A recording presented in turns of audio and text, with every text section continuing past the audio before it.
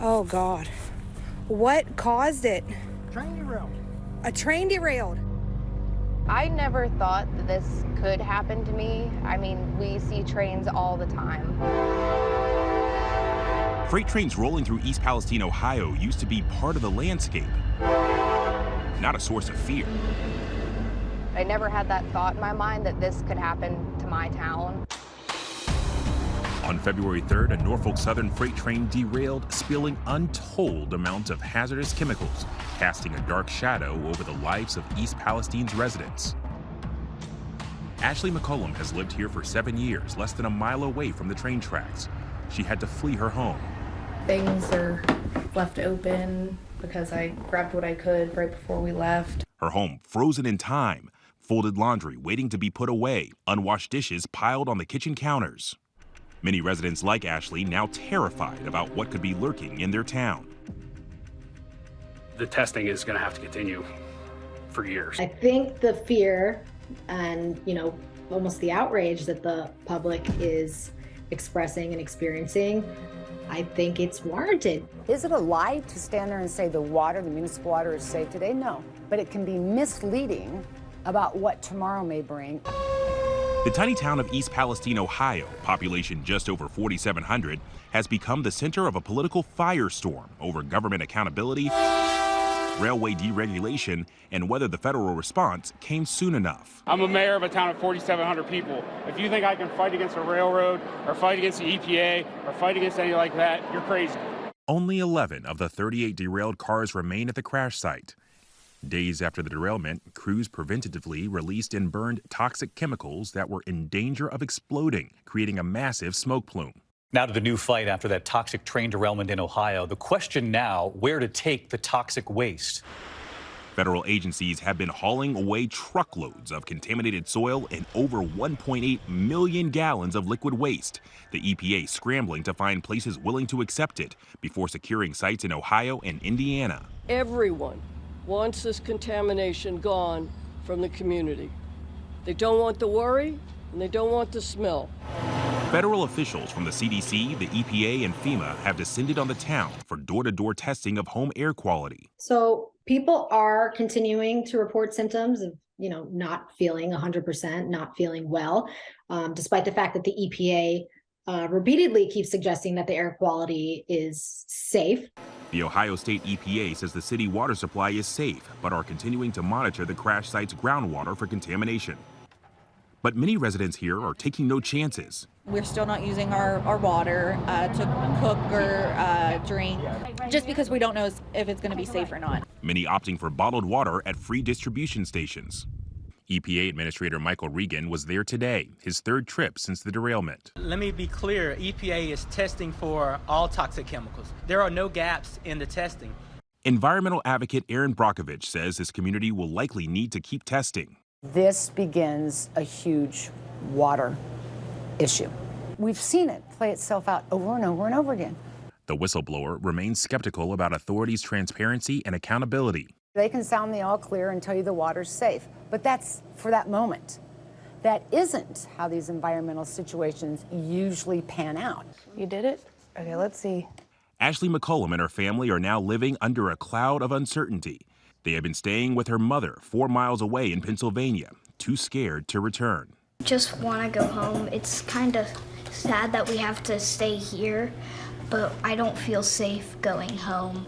6-year-old Zane won't even go home to tend to his pet iguana. His mom slips into town to feed it. I know whenever I go into town, I'm going to have some kind of symptom, whether it be a headache, dry mouth, or just feel sick. East Palestine is in the heart of Ohio Trump country, the county voting overwhelmingly for him in 2020.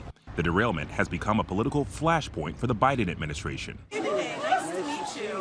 Hello, everybody. I know this menu better than you do. Last week, former President Donald Trump visited, handing out McDonald's meals and taking a shot at the current administration. And they were doing nothing for you. They were intending to do absolutely nothing for you. The next day, Transportation Secretary Pete Buttigieg visited the site for the first time, saying Trump's administration was responsible for rail deregulation. What we've seen is industry goes to Washington, and they get their way. They got their way on a Christmas tree of regulatory changes that the last administration made on its way out the door in December of 2020. I know there's still a bunch of questions for our residents. I still have a bunch of questions myself. Mayor Trent Conaway has been thrust into the national spotlight, fighting for his small town. We first spoke with him last month at an emergency town hall. The reality is your town is under a microscope. The EPA administrator is coming tomorrow. Yes. What is your message for him? What do you need? I need help. I'm not ready for this. Appearing on Fox News last week, he was critical of President Biden for visiting Ukraine, but not East Palestine. That was the biggest slap in the face. That tells you right now he doesn't care about us. A week later, he still wants the president to come. My comment that was made, they said, it was directly towards President Biden. It would have, like I said, it would have been anybody in the White House. Right now, I just hope in the future the president does come to East Palestine. And I hope that having the most powerful man in the United States and the world here on our soil to say, hey, it's safe. If it's safe enough for him to be in our town, then it's safe enough for anybody to come to that town. On Friday, President Biden told ABC News he was not planning to visit East Palestine, but stressed that all relevant federal agencies were on site. Let's put this in perspective. Within 2 hours of that derailment, the EPA was in there.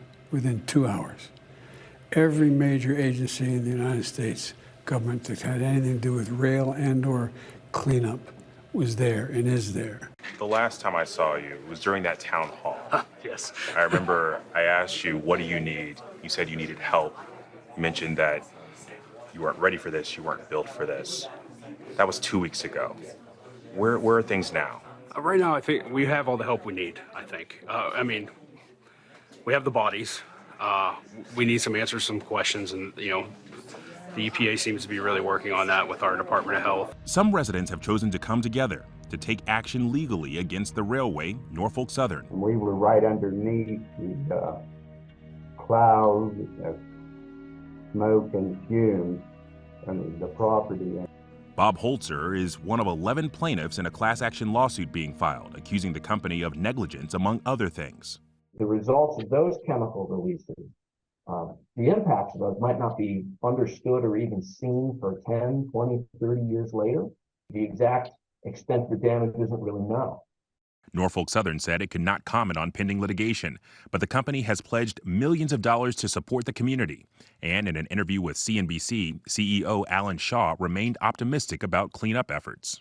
We're fully cooperating with the NTSB and with the FRA to come up with the root cause of this derailment. And then working with our safety regulators and elected officials to see what we can do to make Norfolk Southern a safer railroad. Like many residents of East Palestine, Ashley McCullum is wondering if she'll ever regain the peace of mind she once had. I really haven't slept as much as I normally do. In those down times that I have, I do think, where am I going next? What do I do? And I've cried. I've really thought myself into a corner because there's nothing I can do. Just the thought of the unknown is the worst thing right now. Hi everyone, George Stephanopoulos here. Thanks for checking out the ABC News YouTube channel. If you'd like to get more videos, show highlights, and watch live event coverage, click on the right over here to subscribe to our channel, and don't forget to download the ABC News app for breaking news alerts. Thanks for watching.